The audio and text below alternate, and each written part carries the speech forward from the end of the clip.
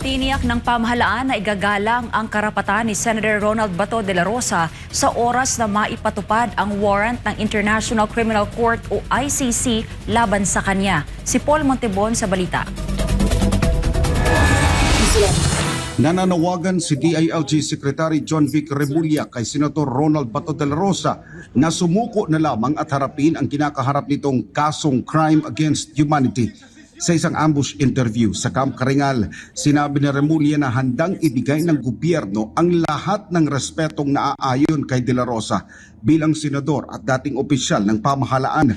Pero ayon kay Remulla, hindi na dapat pang patagalin ng senador ang sitwasyon dahil naaapektuhan na ang serbisyo publiko habang nagpapatuloy ang usapin. Please surrender. Gagalangin ka namin, your rights to be observed. Dahil wag natin patagalin ito kasi baka hindi tumulipat sa ID ng gusto. So, mabuti na mag-surrender ka na. We will treat you as an officer and a gentleman and we will follow all due process. Sa kabilang banda, kinumpirma rin ng kalihim na puspusan na ang pagtugis kay De La Rosa sa buong bansa gamit ang kabuuang puwersa ng Philippine National Police. Gayunman, aminado si Remulla na hindi nagiging madali ang operasyon lalo't una nang itinuring ng National Bureau of Investigation o NBI na armed and dangerous si De La Rosa. Sa ngayon, pending ang petisyon ng kampo ni Senator Bato sa Supreme Court na layong ipawalang bisa ang arrest warrant ng ICC. Para sa Diyos at sa Pilipinas, kung mahal nag-uulat Paul Montebon, SMNI News. Handa nang mag-issue ng subpoena ang National Bureau of Investigation o NBI sa asawa ni Senator Ronald Bato de la Rosa at sa ilan pang malalapit sa kanya bilang bahagi ng patuloy na investigasyon ng ahensya. Si Cherry Light magbabalita. Kinumpirma ni National Bureau of Investigation Director Attorney Melvin Matibag na wala pa silang nakikitang record o ulat na nakalabas na ng bansa si Senator Bato de la Rosa. Sa kabila nito, patuloy anyang operasyon ng NBI para matunton at maaresto ang senador. At this moment, Senator Bato is still a fugitive from justice. At large pa rin po siya. And we are still doing our best to locate him and to effect the arrest of Senator Bato.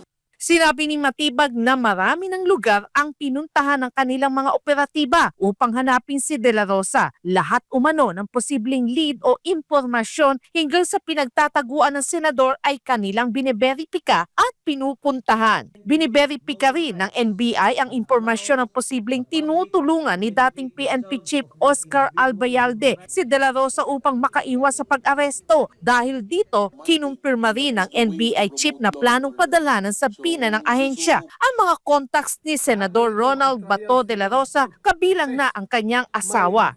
Well, yung mga huling nakasama niya, we'll issue a subpoena. Of course, we're contemplating on issue subpoena to his wife also. Kasi may statement siya, what happened on May 13, yun yung ginamit na opportunity ni Senator Bato to escape the arrest. Ayon pa kay Matibag, malabo namang masabpina si Senator Robin Padilla dahil mayroon din itong kinahaharap na reklamong isinampa ng CIDG. Sinagot din ni Matibag ang isyu kaugnay ng operasyon ng NBI sa Pampanga kung saan umano nila hinanap si De La Rosa sa bahay ng kamag-anak ni Senator Robin Padilla. Giit ni Matibag, hindi iligal ang kanilang operasyon basta't may maipapakitang warrant of arrest ang mga operatiba habang hinahanap ang senador. Pero yung sinasabing kailangan po pa ng search warrant para pumasok, wala yata yun sa rules natin. Kasi yung warrant of arrest under the rules of court, with reasonableness, kailangan nga iserve mo yun. Dagdag pa ni Matibag, bagamat may kapangyarihan ng Department of Justice na kanselahin ang pasaporte ni De La Rosa, hindi niya ito inirerekomenda sa ngayon. Paliwanag niya, posible umanong kailangan ng pasaporte ng senador kung sakaling dalhin ito sa dahig oras na maaresto. Para sa Diyos at sa Pilipinas kung mahal, Cherry Light, SMNI News.